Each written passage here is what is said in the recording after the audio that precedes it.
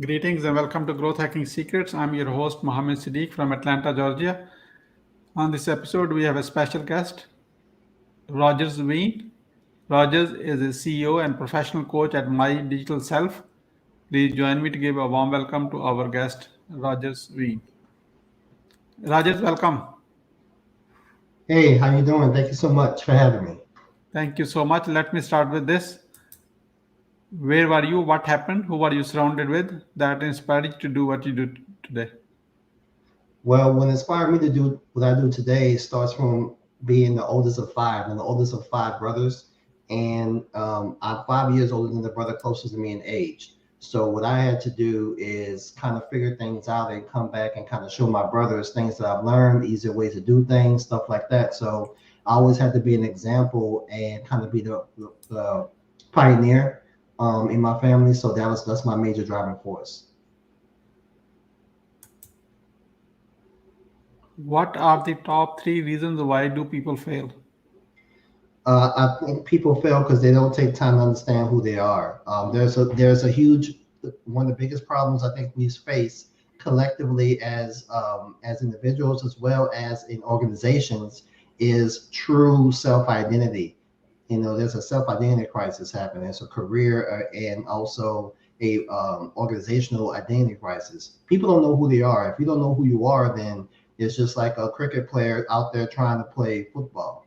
You know, so if you know who you are first, that can solve a lot of the other downstream problems. Another thing is people don't really take care of their health. That's another big reason why you fail. Because if you don't take care of your health, you can't think. If you can't think, you can't be of value to yourself and to those around you. And then last thing is that why people fail is that they don't manage their energy. They don't keep themselves around environments and people that actually feed them, and they listen to all these things, the negative newses and everything that really doesn't help them propel them forward to what they're trying to be and become. So those are three major reasons I think people fail. What is your greatest failure story? What did you learn and how did you recover from it? Let's see. So I actually failed a few times. I think we learn more from our failures than we do our successes.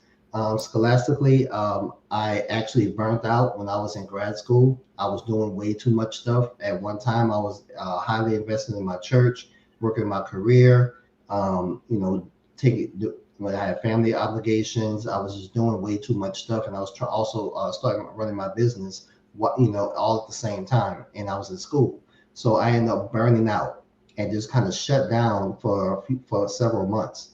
But the way I was able to rebound was to reassess myself, be real with myself, and understand, okay, this is where you are, these are your priorities, and take some of those other things and they're not go away completely, but prioritize them for a little bit later. Give them less time, give them less energy, and focus on the things that you need to take care of right now. Those one or two things, and then stay more laser focused. And get those things done. So that's how I was able to rebound. From that burnout is real. So that's one of the biggest things that I experienced in my career so far. What are your top three success secrets that others can model from? One is self-identification. One of the biggest things that I was able to benefit from pretty early in life was knowing what I wanted to be, what I want to do scholastically, professionally. I was introduced to computers and how computers add value to people when I was in the seventh and eighth, like I was in the eighth grade. And from then, I was able to spend that time as well as my high school years and learning as much as about technology, computer technology as possible, and how it not just from a programming standpoint, but what problems it was actually solving. I got a chance to work at a Fortune 500 company while I was 15 years old. From 15 to 17, even before I started college. So that was number one. Number two, again, is learn that big lesson of being focused on one thing at a time. Because we try to do, oh, we want to do this, we want to be this, we want to do this, we want to do this, and you see people that stacked up all these degrees or all these accomplishments. But if you look at the detail, they only focused on one thing at a time. So stay focused on one thing at a time. And the last thing, of course, I'm going to go back to, you know, um, I started managing my energy better. Surround yourself with only people and information that feeds you in a professional way, in a positive way. I can't express that enough, because because if you have anything that's contrary to that, it can poison you, it can slow you down, and sometimes it could derail you. So those are the three success things that's helped me along the way as I move forward. What motivates you within? I actually believe I have a higher calling. I believe that all of us have a higher calling that's bigger than ourselves. And I believe I answer to a higher power. I'm a man of God. So I have to answer to Him. He's given me these gifts. He's given me this mandate to be of value to the people around me in a certain way. So I have to perform. Otherwise, I'm not doing what I'm here to do, and that's not a scenario I want to live out to see what happens. What is your company's motto? My company's motto is to enhance the overall professional lifestyle. Enhance that overall experience. Like the interesting thing, I don't know if anybody out there watches the TV show Star Trek or watched it when it was in its heyday. If you ever noticed that not one of them were out of shape, they were all smart, they were all doing the perfect job that was specifically they were made to do. They were best at. And there's no reason why we can't be that. And that's what my company wants to do, to create more of an ecosystem of more people that can operate at their optimal levels. Who is your ideal client? My ideal client is organization and leaders that are trying to produce the type of people I literally just described.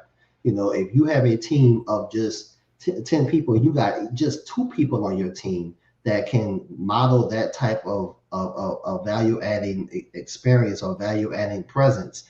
You guys that's listening to me, how much that can do for your organization or for your team as a whole. Imagine having all your team members like that. What could you do? What could you produce with, if you think about your top producer, that person that does the best and interacts with everybody at the highest level? Imagine that everybody on your team was like that. What would you be able to produce? What would you be able to get done within your team and your organization? Those If you're that manager that wants to create that type of environment, you are my ideal client. How do you find your ideal client? I'm actually very active on social media, not necessarily Facebook and Instagram, but extremely active on LinkedIn. I'm very easy to find. My company is very easy to find if you look for us on there, and I have over 13,000 connections on LinkedIn, so that's where I go to find you guys. How do you engage your ideal client?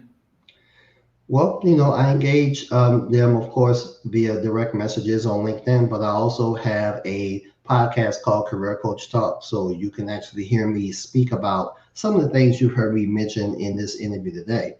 So you can engage with me there with my podcast. Of course, I do have a group on Facebook, and we do have an instance on Instagram as well. So I would love to hear from you, especially if you will give me some feedback on some of the content we have on our podcast.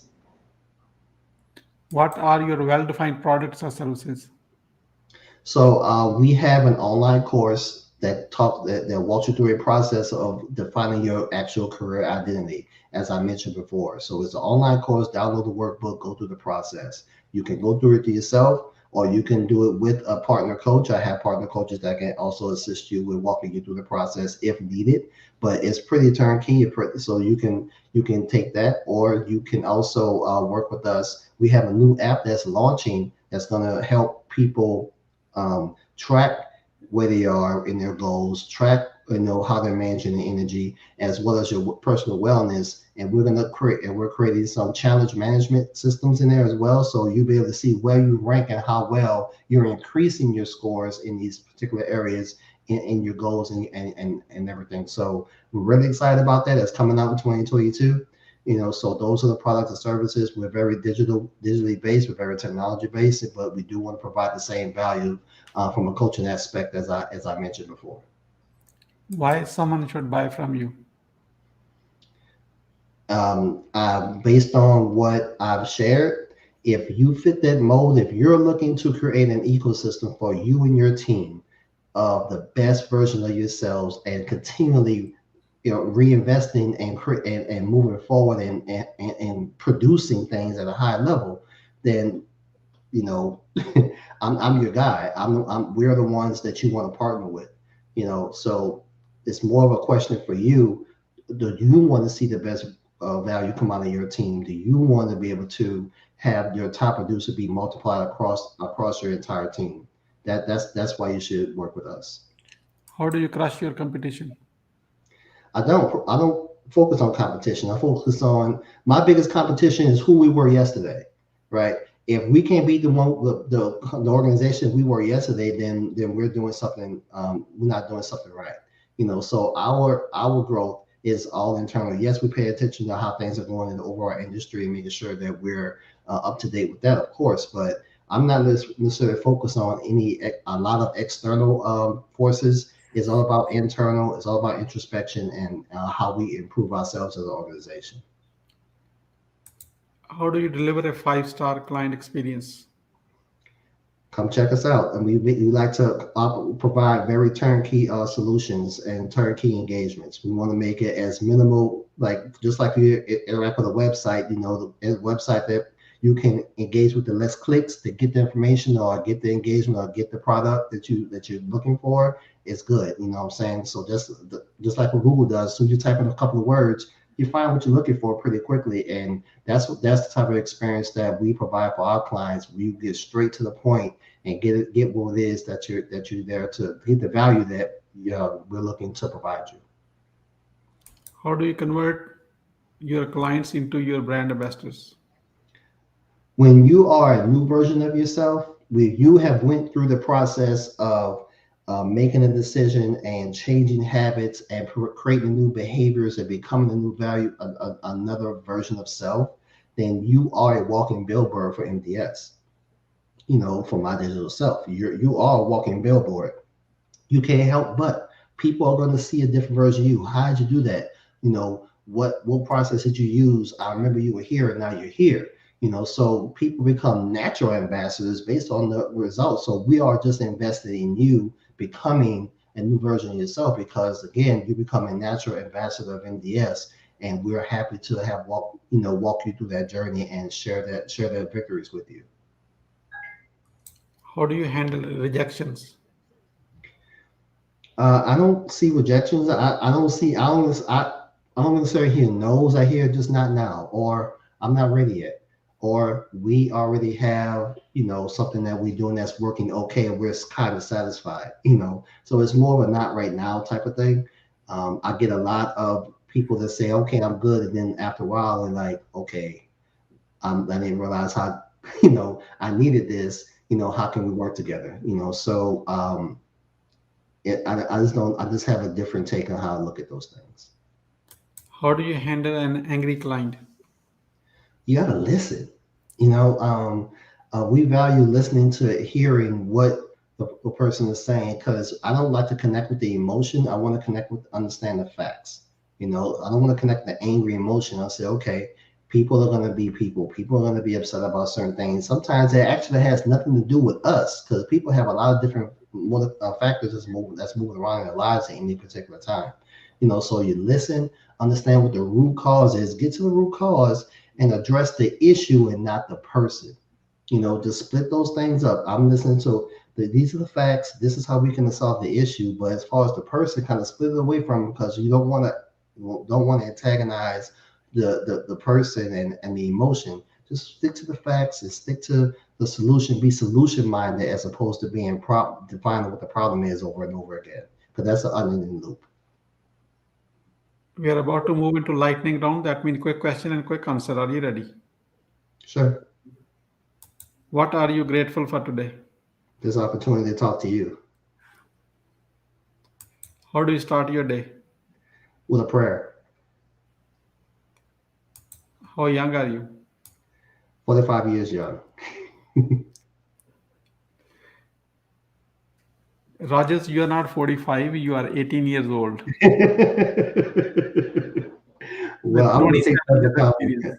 compliment. What you want to do when you grow up? I want to be I want to be what Rogers needed when he was 45, when he was 18. I want to be that. I want to um, be the resource that the 12-year-old Rogers needed, you know.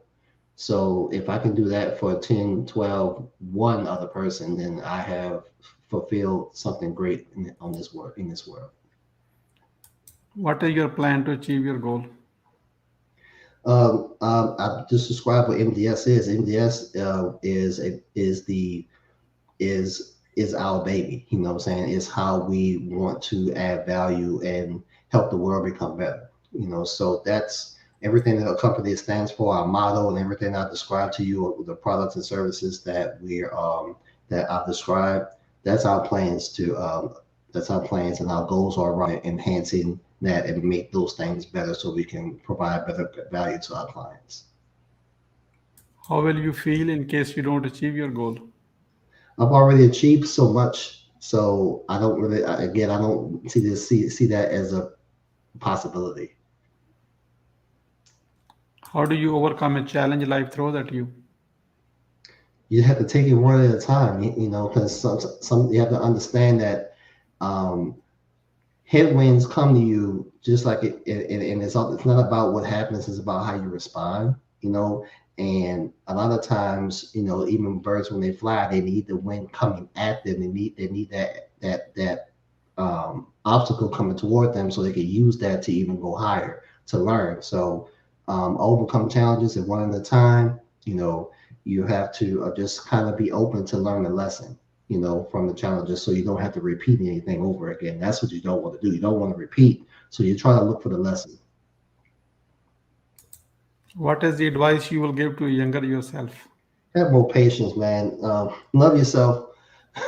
It's gonna be all right. Just be patient. Don't get caught up in your emotions all the time. You know, more self love, more mindfulness. You know, what I'm saying and you just relax, relax, man. Once you have a revenue generating idea, how do you convince your significant other? Well, I'm a single man, so that's not a problem I have to have right now. Who is your living mentor and what's the impact? I've had the opportunity to have a few different people that's kind of served in the role as mentor for certain seasons.